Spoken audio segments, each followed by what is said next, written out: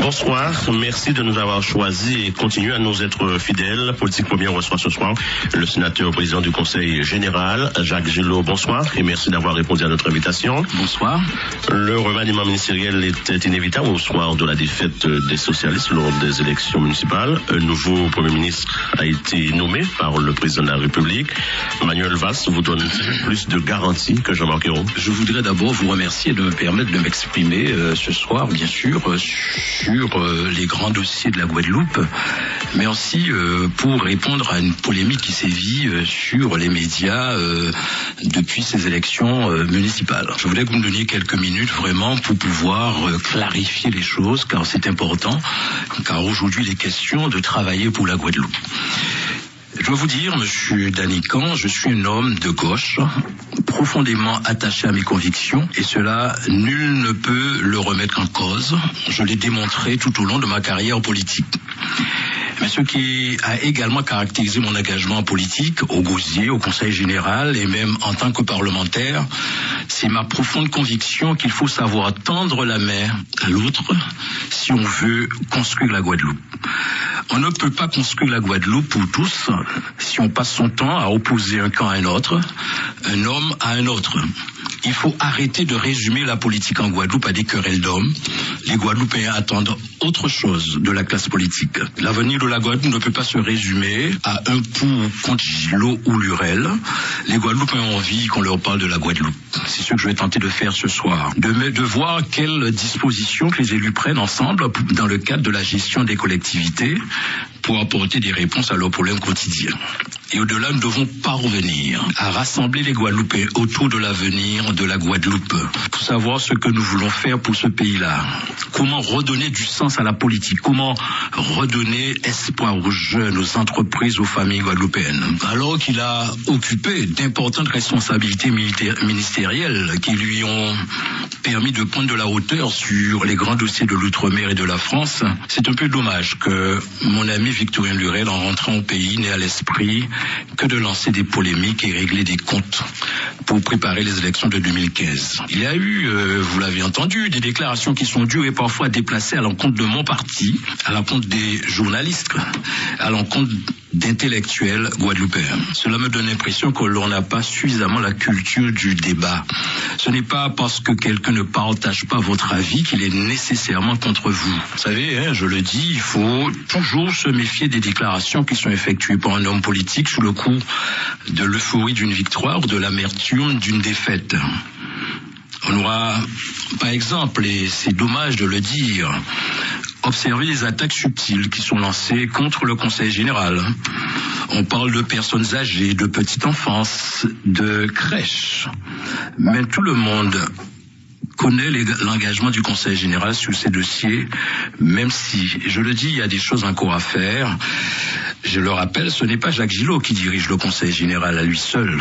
Nous avons une majorité avec des élus du PS, du PPDG, de Guadeloupe Unie Socialisme et Réalité, de la gauche alternative qui font un travail quotidien, y compris avec la minorité. Et je suis totalement solidaire de notre bilan collectif.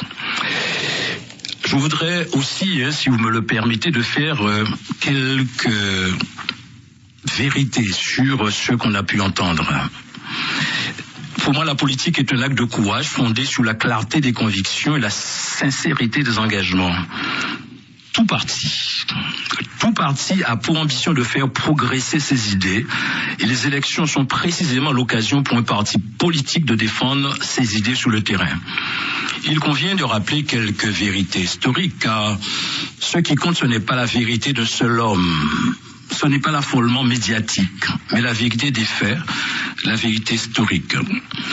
Il faut arrêter, et je le dis parce qu'en fait j'entends mon ami Victor Lurel revenir à 1992. Je croyais qu'il était un homme du présent et de l'avenir, mais je constate qu'il est un homme du passé, permettez-moi de le dire. Il faut sincèrement arrêter de résumer les élections régionales de 1992 entre une trahison entre le PS et Guadeloupe Unie, alors que tout le monde sait qu'il y avait un contexte politique très particulier, une hostilité forte entre les leaders, permettez-moi de respecter la mémoire de Frédéric Jalton, mais entre Larifla et Frédéric Jalton. Et à ce moment-là, c'est vrai, j'ai voté avec Louis-Gabriel Carabin pour Michel Chevry, car nous étions sûrs que même si Madame Chevry était présidente de région, elle avait des possibilités de manœuvre tout à fait réduites quand nous étions majoritaires. La gauche était majoritaire à la région. Et ensuite, comme je le disais, il y a une stratégie de parti. Nous voulions effectivement fragiliser Frédéric Jalton, parce que nous avions comme objectif de pouvoir prendre la mairie des Abîmes. Et ce qui s'est passé en 95, nous avons été élus aux Abîmes.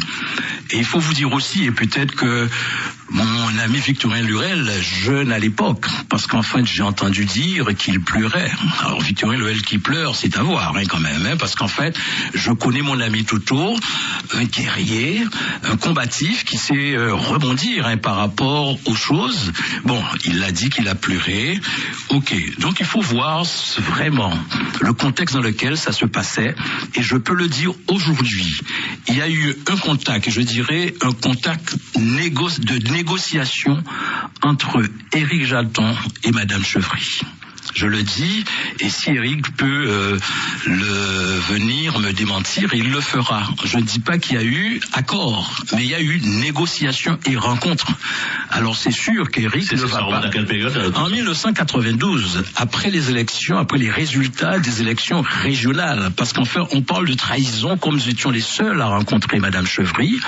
Et là, et je sais qu'Éric Jalton ne va pas rencontrer Madame Chevry pour lui dire bonjour. C'était pour parler des élections. Bref, pour moi c'est le passé. C'est vrai, j'ai voté pour Madame Chevry avec, et je le répète, avec Madame Carabin, parce que Lurel n'en parle jamais. Alors, cette précision étant faite, s'agissant de ce changement au niveau du gouvernement, est-ce que, pour répondre directement à la question, est-ce que Manuel Valls vous donne plus de garanties que Jean-Marc Ayrault? Écoutez, vraiment, je crois que je vais répondre à vos questions. Je crois qu'on a le temps, mais il y a quand même cette vérité qu'il faut dire. Et quand j'ai entendu Lurel dire que c'était un mensonge, lorsque nous avons dit en 1997, les documents sont là. Lurel, dissident PS, s'est présenté contre Hachi, et c'est Guadeloupe Unie qui lui a donné l'investiture. Et surtout, je crois qu'il faut vraiment que la population, l'opinion comprenne lorsqu'on parle de trahison. Lorsqu'il s'est agi en 2003 d'aller interroger la population sur l'avenir de la Guadeloupe, sur la mise en place d'une collectivité unique, l'ensemble de la représentation politique de la Guadeloupe, les conseillers généraux, les conseillers régionaux, les parlementaires et l'association des maires, nous étions d'accord pour mettre en place une collectivité unique en Guadeloupe. Il y a eu une contribution du Parti socialiste porté par Madame Mélis pour dire, et les documents sont là, on peut vous les laisser, pour dire effectivement que le Parti socialiste était pour une collectivité unique. Et bien sûr, la représentation nationale du PS par la présence de Monsieur Urgin était venue faire campagne pour le oui. Et en Martinique, Urgin fait campagne au nom du PS pour le oui en Martinique, et en Guadeloupe fait campagne pour le non. Et puis tout de suite après tout cela, Victorin Lurel décide d'aller faire campagne pour le non. Alors là encore, il pourrait parler, comme moi je viens de parler, de stratégie pour prendre les Abîmes. Il pourrait dire que c'était une stratégie pour prendre la région. Mais est-ce qu'on peut parler de trahison ? Est-ce que c'est une trahison contre le peuple guadeloupéen? Comme moi, peut-être, il y avait une trahison contre un parti ou contre un homme. Donc je voulais vraiment qu'on puisse clarifier tout cela. Et c'est pour cela. Alors, après tout ça, vraiment, Monsieur Danican, je crois qu'il était nécessaire de faire ces prises. Il y en a encore, on y reviendra. Mais enfin, je vais répondre tout de suite à votre première question. Ce remaniement, effectivement, comme vous le dites, était nécessaire. Et nous réjouissons que ce remaniement a permis l'arrivée de 4 ultramarins pour pouvoir parler des dossiers, prendre en compte les grands dossiers de l'outre-mer et singulièrement de la Guadeloupe. Nous pensons que les choses vont certainement être dans un bon droit. Nous avons aussi noté toutes les mesures contre l'exonération des charges sociales, je dirais pour les bénéficiaires du SMIC, si vous voulez, de pouvoir bénéficier d'une augmentation qui tourne autour de 500 € annuels. Mais aussi ce qu'il faut dire, M. Valls a dit qu'il faut, au niveau des collectivités, que les choses aillent mieux. C'est-à-dire le millefeuille, on ne peut plus tenir ce millefeuille au niveau de la République française. Et il a dit effectivement qu'il est question de réduire les régions de moitié en 2017 et la disparition des départements en 2021. Donc c'est la reconnaissance de dire il faut pour mutualiser, pour avoir une meilleure efficacité sur le terrain, mais aussi de faire des économies, de pouvoir évoluer. Alors pourquoi nous qui sommes dans une région, un territoire monodépartemental, que nous allons attendre quand tous nous avions dit qu'il faut évoluer vers une collectivité unique qui aujourd'hui n'est qu'une simple, je dirais, mesure administrative, c'est de mettre ensemble la région et le département, faire je dirais même ce que Valls dit aujourd'hui, un pôle, le département, région, afin que les choses soient mieux gérées et qu'il y ait une mutualisation des moyens. Dans son discours, il n'a pas fait beaucoup état, en tout cas mention de l'outre-mer. Oui, mais je crois qu'en fait, ce qu'il faut comprendre, c'est que M. Valls parlait à la nation française et que bien sûr, tout ce qu'il dit pour la France concerne l'outre-mer, mais il a quand même montré la force de l'outre-mer, surtout au niveau de la biodiversité et la place que nous avons au niveau maritime dans la zone. Je crois qu'en fait, c'est ça. Il faut pas... Et la présence d'ultramarins dans ces bleu nord, peut-être une réponse selon vous? C'est une réponse, à mon avis, de dire que nous sommes, nous vraiment dans cette République-là et que nous voulons avoir aussi des résultats pour les Outre-mer. S'agissant de la nouvelle locataire de Médétom, une Guadeloupéenne qui succède à un enfant du pays, vous vous en réjouissez que ce ministère, une fois de plus, soit confié à un Daumier, en l'occurrence une Guadeloupéenne? Moi, je pense qu'effectivement, c'est une très bonne chose. Car en fait, Madame Paul-Angevin prend la suite de Victorine Lurel. Et nous savons que Victorine Lurel a mené de beaux combats, obtenu de bons arbitrages. Mais je pense que la tâche n'a pas été achevée. Et je compte sur justement Georges Paul-Angevin pour poursuivre le travail avec des chantiers importants. Lurel s'est attaqué avec courage à des dossiers importants, mais je crois qu'il faut finaliser ce travail-là et je crois qu'effectivement la collaboration entre Lurel et Georges Paul-Angevin, et bien sûr avec les élus ultramarins, notamment les élus guadeloupéens, doivent faire avancer les choses. Vous faites confiance à Georges Paul-Angevin, pensez qu'elle va pouvoir réussir et assumer? C'est une femme engagée, il a montré, pour être élu en tant qu'ultramarin, d'être élu dans l'arrondissement de Paris, c'est montrer son engagement pour aller travailler, aller rencontrer, parler avec la population. Non, je lui fais confiance, mais l'essentiel, c'est qu'elle soit accompagnée et que nous soyons à ses côtés pour faire avancer les choses. Après la politique nationale, j'aimerais, si vous nous permettez, qu'on aborde l'aspect plus local avec les élections municipales et communautaires. Quel est votre regard de la situation? Quel est votre bilan de ces élections-là? Mais écoutez, ce qu'il faut dire, c'est que chaque parti a défendu ses candidats. C'est le cas du Lamentin, et je l'avais aussi une polémique.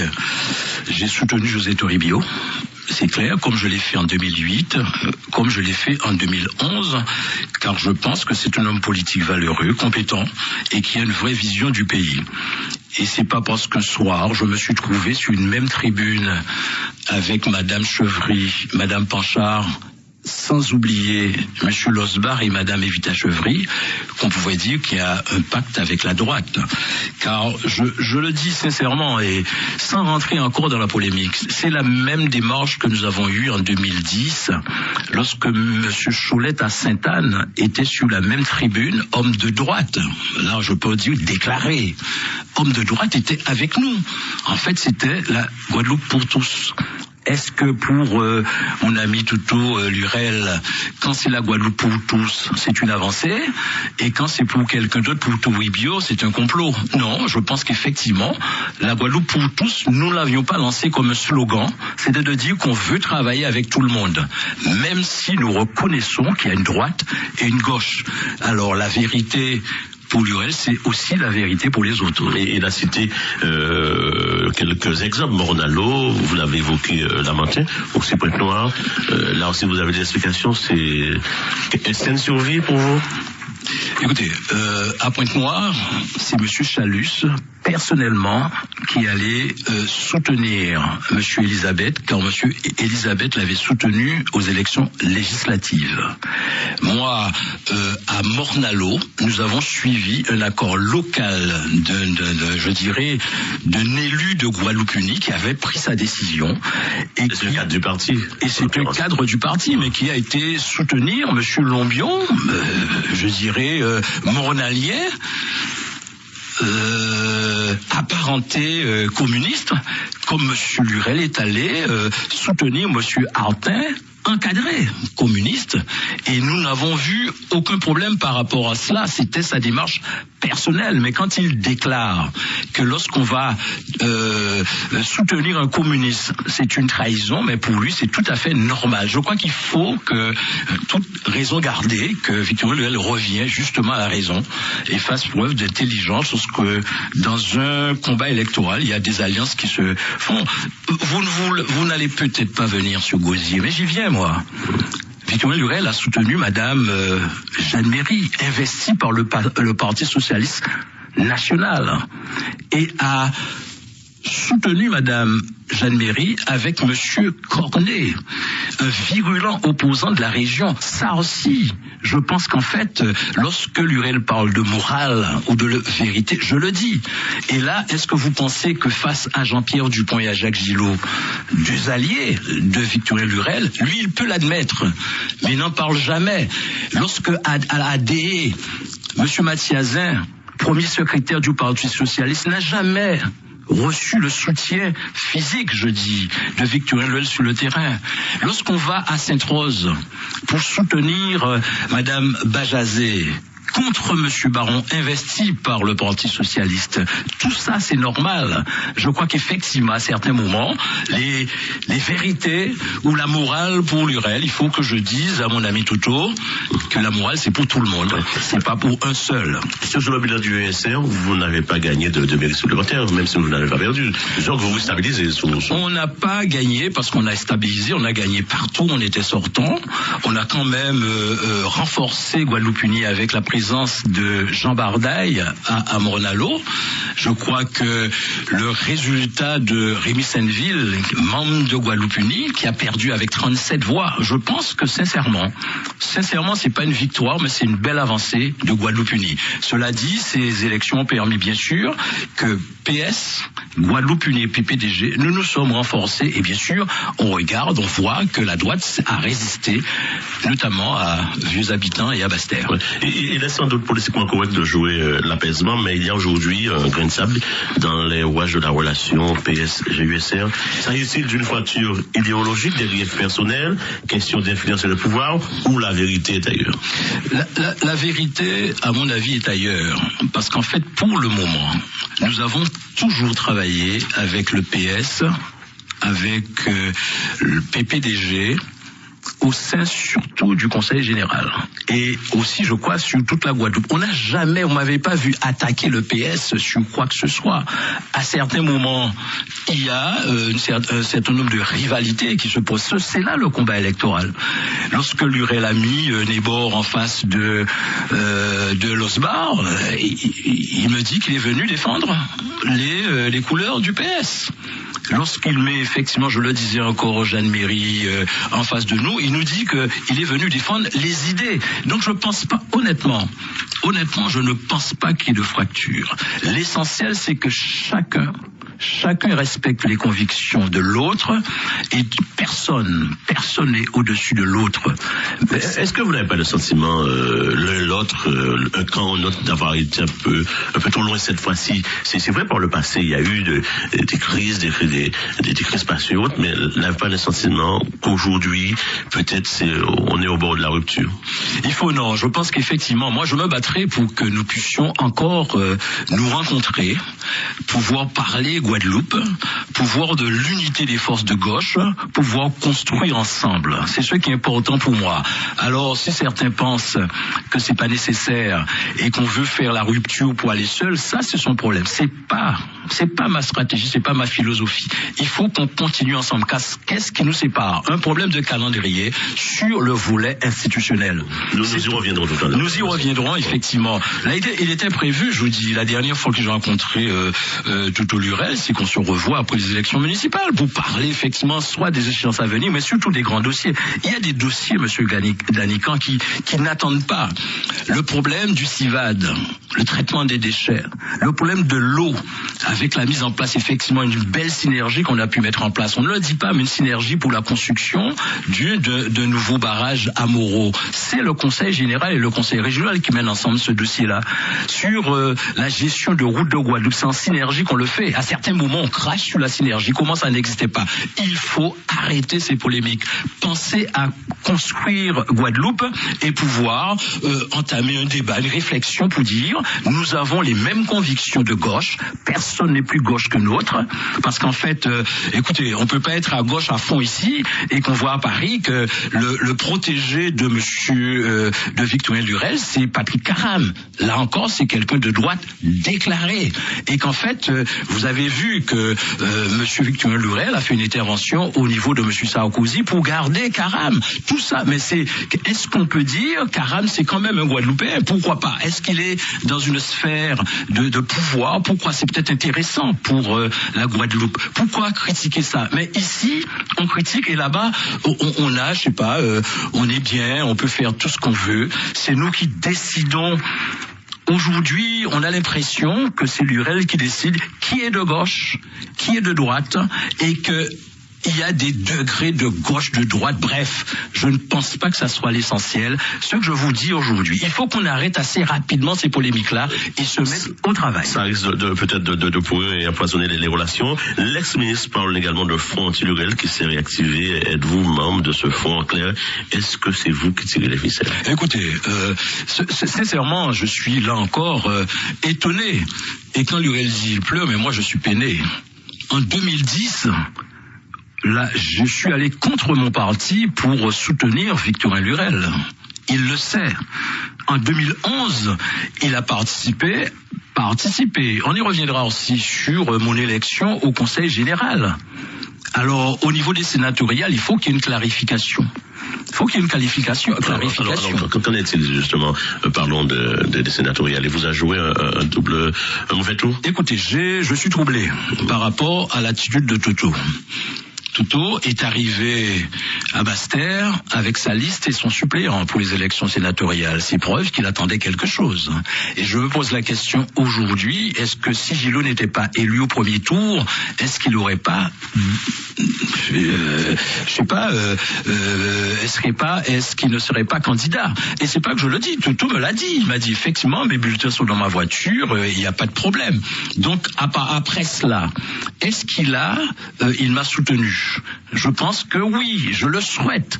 Mais à certains moments, ce qu'on a pu savoir au niveau de certaines mairies tenues par Victorien Lurel, parce que vous savez que le portable est redoutable, on a su un certain nombre de choses. Bref, c'est passé. Il y a un vieux poème créole qui dit faut mettre du champagne sec ou dans la raquette. Absolument. Peut-être aujourd'hui, on en sait un peu plus. Là, je ne veux pas rentrer dans ces polémiques-là. Je pense qu'effectivement, Lurel ne pouvait pas faire autrement de ne pas soutenir le sortant, son ami Jacques Gillot.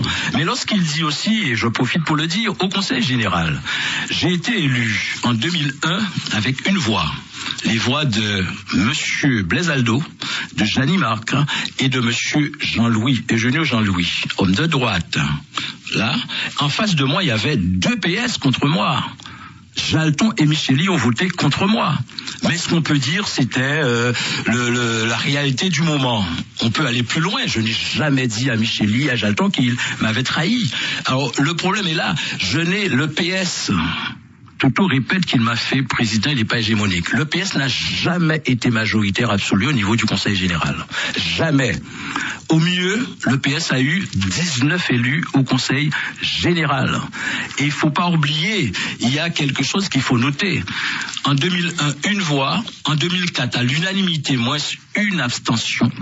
En 2008, une unanimité.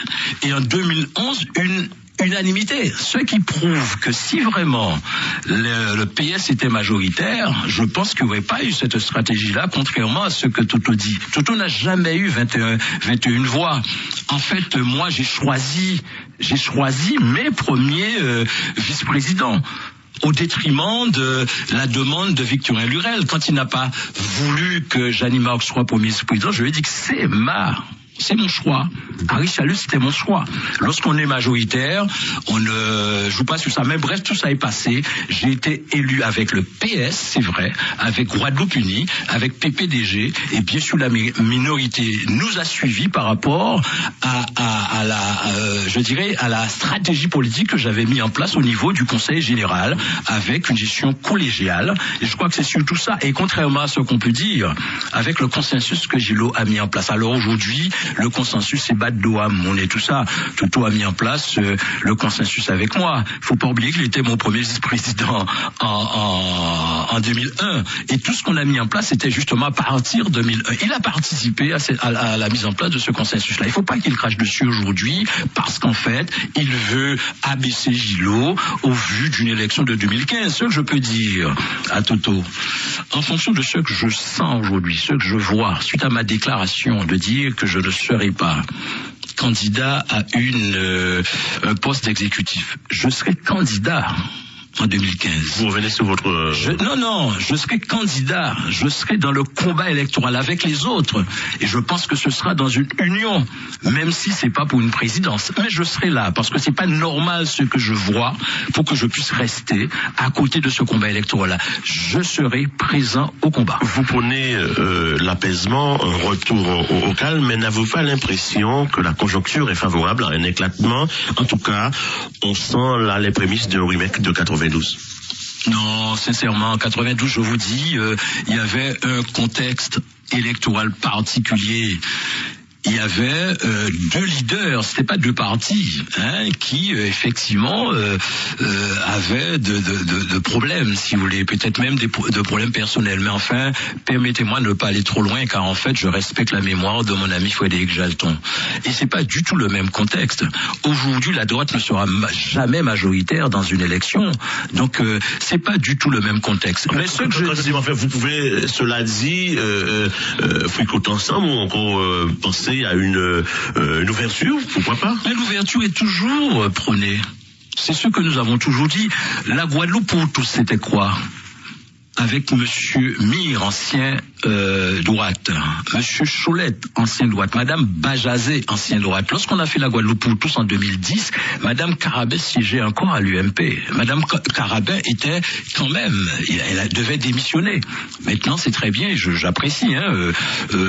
Gabriel est revenu dans sa famille, je dirais, enfin sa famille de gauche. Mais nous avons dit ça, si vous voulez, c'est qu'en fait, à aucun moment nous avons dit qu'il faut pas fricoter avec les gens. C'est pas un problème de fricoter. Lorsqu'on veut construire, il faut tendre la main à tous. Et c'est pas un problème de conviction, même si, et je le dis comme lui, la gauche existe, la droite existe. Mais je vois pas pourquoi je ne pourrais pas, comme je l'ai fait, comme nous l'avons fait avec Victorin Lurel, avec Blaise Aldo, avec Jean-Louis en 2001, pourquoi nous ne le ferions pas en 2015 si tout le monde est là pour pouvoir travailler pour la Guadeloupe? Je crois que c'est important de le dire. Il faut arrêter ces querelles-là d'hommes. Je crois que on a l'impression qu'on veut mettre deux camps en face de l'autre. Il faut arrêter cela. Je le dis, ce sera pas ma stratégie, ce sera pas ma philosophie. Je suis un homme consensuel, je suis un homme d'union. J'ai conduit une liste d'union en 1998 avec l'ensemble des élus et des partis de gauche et je dirais, des personnes de conviction, si vous voulez, qui ne soient pas de notre conviction à nous. Venons-en à des élections qui vont se dérouler à la fin du mois, et ça ne va sans doute pas arranger la situation où, dans le Nord Bastère, où Jocelyn Chapoti, qui était notre invité ce vendredi, parlait de la présidence. Il est intéressé, il soit candidat face à l'Osbar. Je pense que c'est tout à fait légitime. Tout légitime, c'est un maire qui vient d'être élu brillamment dans la communauté. C'est tout à fait légitime qu'il y ait des velléités de présidence. D'autant plus, ils ont quelques possibilités avec 3 communes de PS. Là, je pense que c'est tout à fait légitime. Mais c'est aussi légitime que l'Osbar soit président parce qu'il veut aller défendre son bilan. Ouais, dans un jeu d'apaisement, il aurait pu peut-être laisser la présidence à l'Osbar et montrer une volonté de vouloir travailler. Oui, en fait, moi, je ne vais pas rentrer dans la stratégie des partis, mais ce serait peut-être préférable que l'Osbar, qui a déjà, si vous voulez, cette expérience-là, que Jocelyn qui arrive, qui vient de prendre une mairie, il aurait peut-être plus préférable de pouvoir rester dans sa mairie tout en étant vigilant sur la communauté d'Aglo, car en fait, la communauté d'Aglo, c'est un gros morceau. Faut pas croire que on ira de temps en temps. J'aurais vu ça comme cela.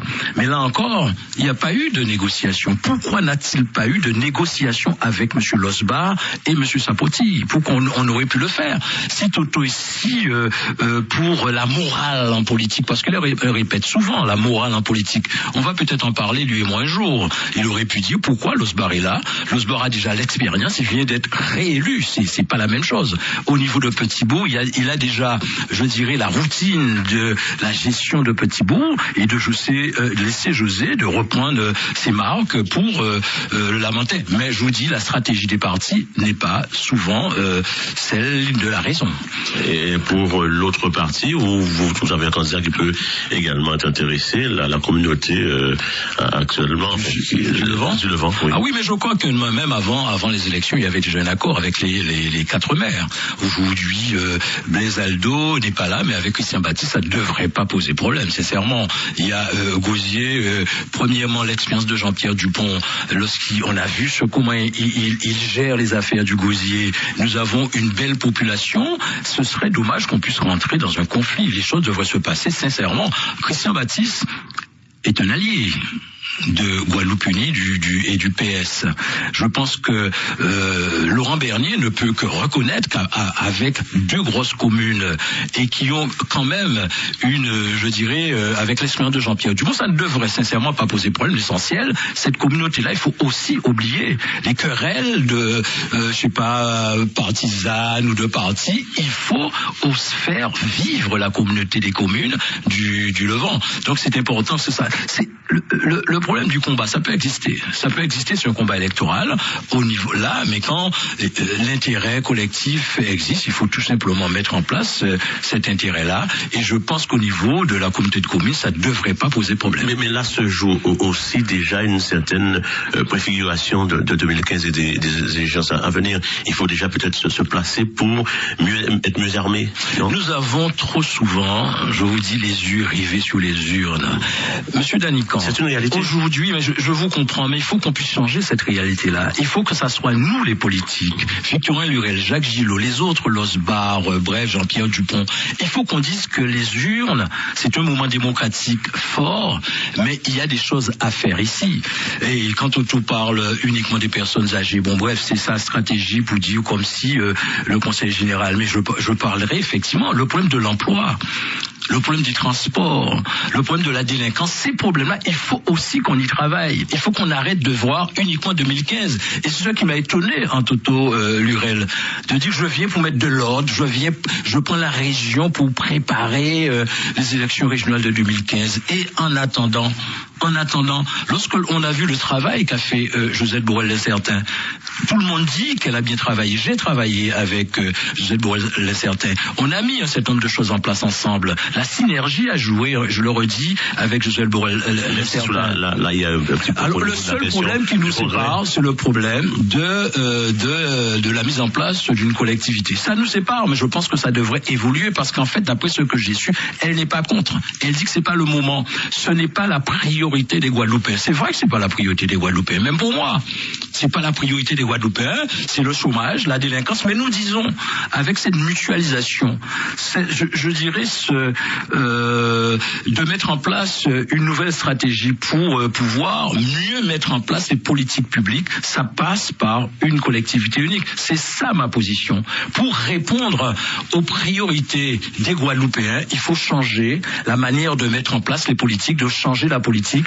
Et une des moyens, comme le pense aujourd'hui le PS national, le président de la République, il avait déjà dit Hollande le 12 janvier, comme le pense aujourd'hui, comme Vasse l'a dit il y a quelques jours, je pense que nous devons suivre, ne pas attendre que ça soit Paris ou l'extérieur qui nous dise à quel moment il faut le faire. Nous sommes majeurs. Je crois que les Guadeloupéens sont prêts à suivre. Il n'y aura pas de campagne de la peur comme en 2003 quand Toto a mené sa campagne. Maintenant, les gens sont majeurs. Ils savent très bien où se trouve leur intérêt. Je pense qu'on pourrait aller ensemble. Et je rends hommage, sincèrement, et ça c'est avec sincérité, à Josette Borrell l'incertain. Peut-être que sa sortie, je l'aurais fait d'une autre manière. Ouais. Est-ce que la question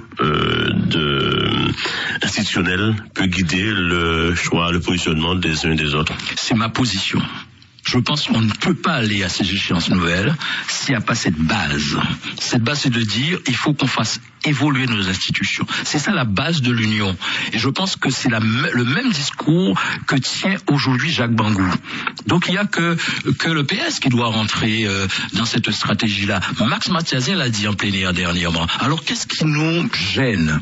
Qu'est-ce qui nous gêne à pouvoir mettre en place cette mesure uniquement administrative? Tout le monde le dit aujourd'hui. Mettre ensemble régions, départements, qu'on puisse avoir, si on a 4, on met 2 et 2, 4, mais c'est 4 qui vont mettre en place cette politique-là, où il n'y aura plus de compétition, il n'y aura plus de doublons. On aura une visibilité sur la politique en Guadeloupe et je pense qu'il faut le faire. Je me battrai pour cela. Et c'est la base de mon union pour les échéances à venir. En 2003, la population s'est prononcée. En 2010 également. 2015, vous pensez qu'elle est suffisamment mûre, elle a compris, elle peut faire le pas? La population est prête. Vous savez, vous avez vu les sondages. Hein. Les sondages, on met effectivement les priorités, mais aujourd'hui, à 89%, les partis politiques et la population disent il faut faire évoluer nos institutions pour avoir plus d'efficacité et plus de lisibilité dans la politique que nous menons en Guadeloupe. Je crois sincèrement, la population ne peut pas ne pas nous suivre dans cette affaire-là parce que la population souffre de ces querelles, de ces compétitions entre les collectivités. Non. Moi, je parie que la population nous suivra plus de 90%. Quand j'ai fait France à 2010, c'est que cette question était encore au cœur des régionales, parce qu'on a encore à tisser ce dossier-là. Écoutez, la Guadeloupe pour tous. Lorsqu'on a mis en place, si vous voulez, ce groupement, c'était justement pour dire il faut qu'on se mette ensemble. Se mettre ensemble, c'est qu'en fait, il faut que les élus se mettent ensemble, mais aussi les collectivités se mettent ensemble. C'était le discours de la campagne de 2010. Donc je ne pense pas qu'on doit évoluer. Je pense à vous entendre, il y a très peu de chances qu'on se retrouve dans une configuration comme 2010 où il y avait une Guadeloupe pour tous, mais c'est peut-être pas avec les mêmes personnes alors. Non, avec le même leader. Non, mais le problème de leader ne se pose pas, ça se décrète pas. Un leader s'impose et je pense qu'à la limite, en 2010, l'UL s'imposait.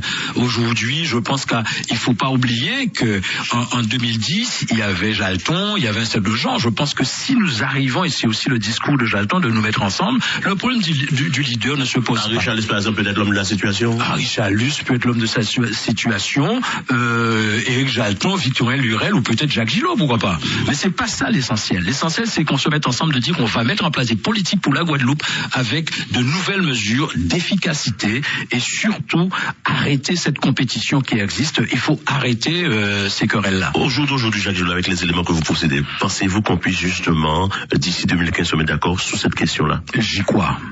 j'ai l'intention, là encore, de convaincre Victorien Lurel qu'avant juin, il faut qu'on fasse un congrès pour parler de ce volet-là. Alors le calendrier, on peut le voir. On peut voir le calendrier peut ne pas être 2015 si on ne peut pas le faire. Mais l'essentiel, c'est qu'on s'engage dessus. On dit qu'il faut faire évoluer. Mais ce discours-là, on l'a entendu, il y a eu entre-temps des élections à chaque fois, et c'est repoussé. Absolument. Mais là, il faut que les gens prennent leurs responsabilités maintenant. D'autant plus, si vous voulez, nous sommes soutenus. Et nous soutenons un gouvernement qui dit c'est ce qu'il faut faire. Donc ce serait dommage qu'on soit à Paris, qu'on dise ce qu'il faut faire, à Yvain, Guadeloupe, on se déchire, on dit que c'est pas ça, on n'est pas prêt, la population n'est pas prête et tout ça. Nous sommes prêts. Et il y a une réalité. Je crois que c'est cette réalité-là, nous pensons qu'on sera mieux efficace, plus efficace si nous mettons ensemble ces politiques-là. Si nous allons ensemble, il y aura une visibilité dans la politique. Vous comprenez, je prends le cas du CIVAD, où aujourd'hui en synergie, qu'on a dit qu'on accompagnait le CIVAD, Conseil général, et le Conseil régional. Mais il y aura uniquement l'Assemblée unique ou la collectivité unique qui accompagne le CIVAD. Il n'y aura plus d'hésitation parce qu'il y aurait pu avoir une hésitation. Qu'on dit le Conseil régional peut, le Conseil régional ne peut, le général peut, le Conseil régional ne peut pas. Il n'y aura plus ces tergiversations. Il n'y aura plus ces hésitations. Là, on saura, avec une politique claire, de dire voilà la ligne que nous suivons. Lorsque je vois aujourd'hui la construction de l'hôpital, on m'appelle pour dire il faut enlever, une canalisation d'eau. On appelle la région pour dire il faut faire une route, mais on peut ne pas avoir les moyens. Tandis que si on a une collectivité, on pourra aller dans le même sens et répondre oui ou non parfois lorsqu'on n'a pas les moyens. Mais cette politique-là, ce sera une politique, je dis, encore plus efficace et une voie guadeloupéenne. Lorsqu'on ira rencontrer le gouvernement, moi je vais en France, je rencontre, en tant que président du Conseil général, à l'époque, je rencontrais Victorien Lurel, je discutais souvent avec lui à mes détours pour lui dire voilà ce que je veux. Je lui ai dit de m'accompagner sur un certain nombre de choses.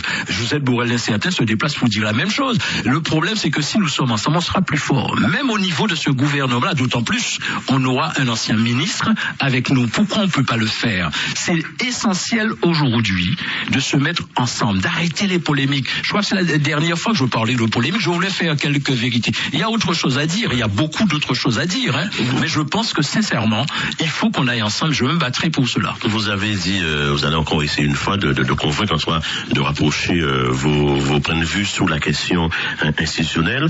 Guy Losbar, invité chez Tino jeudi, disait qu'il y avait une question idéologique qui vous rapprochait avec le PS. Cette question-là semble être tombée, donc il n'y a plus raison d'être ensemble.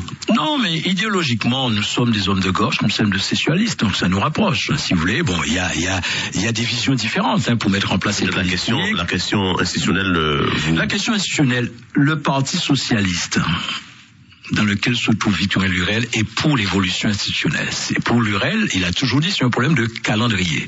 Il faut aujourd'hui, avec l'engagement du Premier ministre Valls, de dire que ce problème de calendrier n'existe plus. Il faut y aller. Alors ça peut être en 2015, 2016, mais il ne faut pas attendre 2021 quand même. On aura perdu trop de temps. On a déjà perdu 12 ans. Pourquoi on va continuer à perdre encore du temps dans la mesure où c'est une réalité?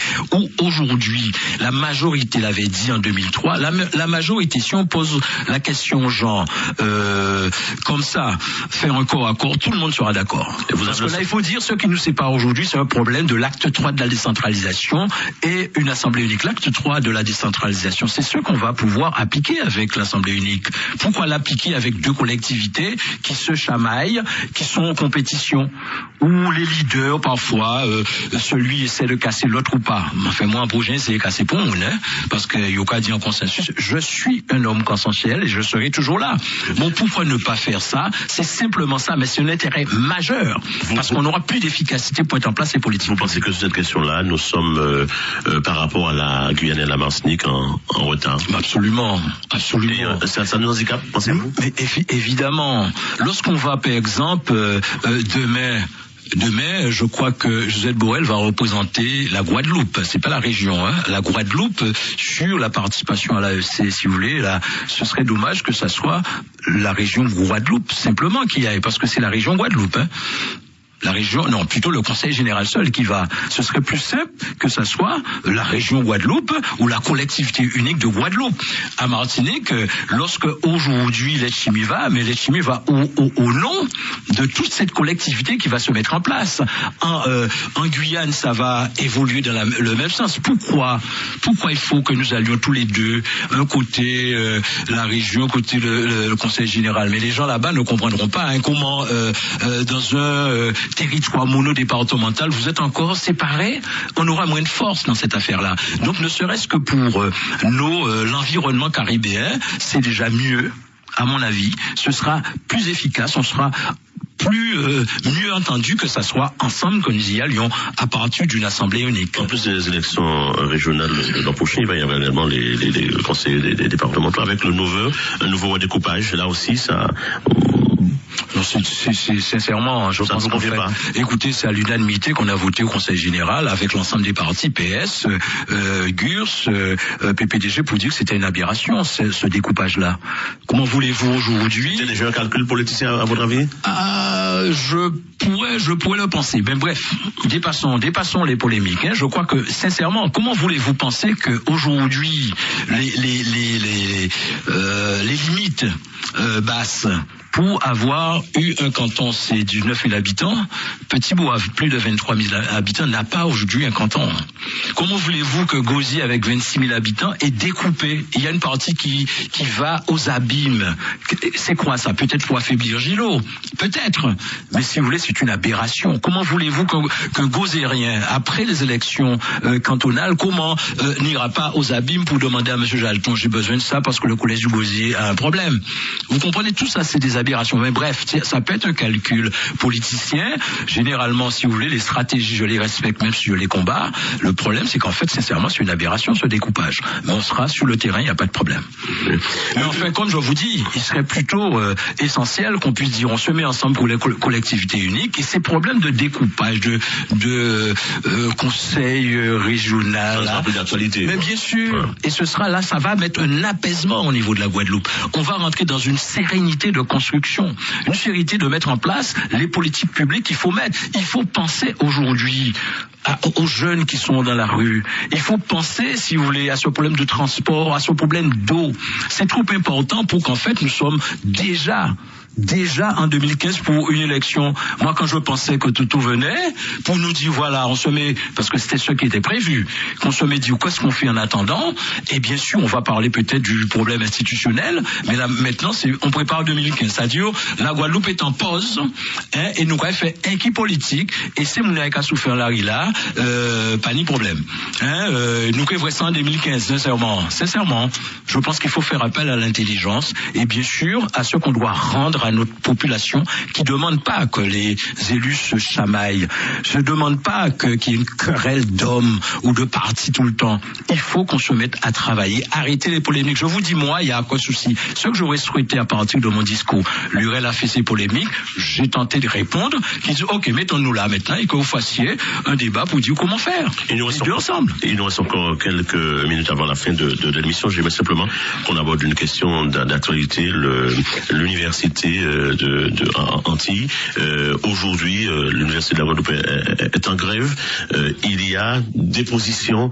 Quel est votre regard? Une partie pense qu'il faut effectivement qu'on aille ensemble avec la Martinique, une autre partie qui pense qu'il faut une université pleinement de la Guadeloupe. Alors, ce qu'il faut dire d'abord, si vous voulez, le problème de la grève aujourd'hui, c'est une intersyndicale qui demande un certain nombre de mesures. Et je crois que ce que j'ai pu comprendre, c'est que pratiquement le cahier de revendication a été satisfait à part un point. C'est un point qui consistait la réponse du ministre de l'enseignement, de la recherche. Là encore, peut-être, petit clin d'œil à Victorien Lurel. Tu as fait Victorien Lurel a fait des va-et-vient depuis un mois, n'a jamais pensé il devait, pendant qu'il était ministre, d'aller voir les grévistes. Et quand il n'est plus ministre, il va se rendre. Et je pense qu'il était plus fort quand il était ministre pour aller faire comprendre à Fioraso qu'il y avait un certain nombre de positions à prendre. Bref, mais ce que je je dis au niveau de l'UAG. C'est la même déclaration que j'ai fait lorsque je suis allé rencontrer avec l'ensemble, si vous voulez, des élus de l'outre-mer, Madame Fioraso. C'est de lui dire, maintenant il faut respecter la décision de la Guyane. Mais nous ne pouvons pas penser que ces trois pôles ne doivent pas fonctionner ensemble. Il faut qu'il y ait un chapeau, si vous voulez, qui puisse réunir en respectant bien sûr la décision des Guyanais. Et ma position, c'est une université Antilles pour ne pas affaiblir. Parce qu'il y a des ratios que les gens vont parler, si vous voulez. Il y a un seuil critique pour le nombre des étudiants. Parce que si on se coupe à trois là, je vous dis sincèrement, on entend déjà les étudiants. Je sais pas quelle force aura leur diplôme. Et là, maintenant, j'entends, bon, c'est sûr qu'il y a des gens, c'est normal. Là encore, ceux qui pensent qu'il faut une université unique en Guadeloupe, ils sont dans l'erreur. Ce n'est pas ma position. Honnêtement, ce n'est pas ma position. Je pense que sincèrement, je crois, on sera beaucoup plus fort en ayant une université Antilles, bien sûr, avec une autonomie renforcée des deux pôles, mais aussi en travaillant avec, une structure confédérative entre les trois. C'est-à-dire en fait Guadeloupe, Martinique et Guyane, avec une université Antilles, avec bien sûr une gouvernance renforcée dans les deux pôles, une autonomie renforcée, mais si on coupe totalement chacun sa petite université, je crains qu'on ait des problèmes pour notre université et surtout pour l'unité médicale. Le CHU qu'on va construire peut avoir quelques problèmes si nous avons chacun sa petite université, parce que le CHU qu'on va construire, j'espère que ça va arriver à terme, c'est dans le cadre d'une université Antilles-Guyane. Alors si ça se coupe, est-ce que l'État qui n'a pas beaucoup d'argent maintenant ne reviendra pas sous sa décision? Ce serait sincèrement dommage qu'on puisse prendre tous ces risques-là. Jacques Glo, merci d'avoir répondu à notre invitation. C'est moi. Excellente soirée à tous.